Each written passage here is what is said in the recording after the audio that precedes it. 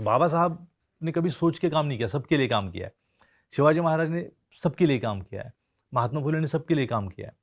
लेकिन हम बांट लेते हैं, जाति से पता नहीं क्या होता है। तो वैसे है, मतलब सोच में था, शायद अब बदल रहा है। तो बाबा साहब ये सबके नायक है, सब सवर्णों से लेकर दलितों के सारे, स्त्री पुरुष सबके नायक।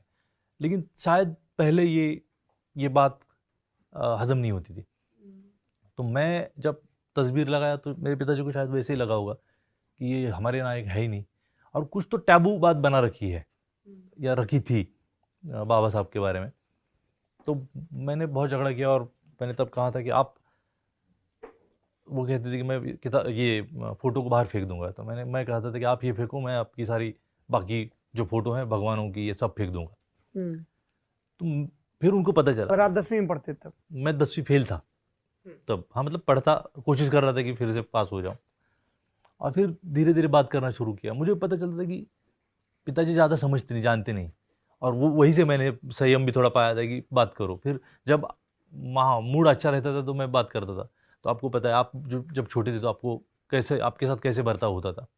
क्या बताते थे वो, कैसे? तो वो कहते थे कि पानी ऊपर से फेंका जाता था, दिया जाता था, अपने मिट्टी के बर्तनों में खाना खाते थे। तो ये मैंने कहा, ये बदला कैसे? तो ये सारे लोग हैं, ये सारे लोगों के कारण ये हुआ है। शिवाजी महाराज का फोटो मेरे घर में था ही, तो बाबा साहब का मैंने लगा दिया। महात्मा फुले का मैंने खुद चित्र निकाला था। तो मैंने कहा, मैं उनको बताता था कि क्या क्या उन्होंने कहा है। तो धीरे धीरे उनको समझ में आया। लेकिन वो कहते थे कि हाँ वो अच्छी बात है, लेकिन ऐसे नहीं होता, वो जाति जाति का होता है, तो लोग समझेंगे कि हम भी महार हैं।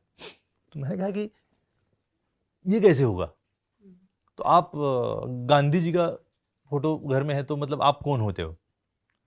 तो ये कुछ अजीब साइकोलॉजी शायद थी, अभी भी शायद हो सकती है।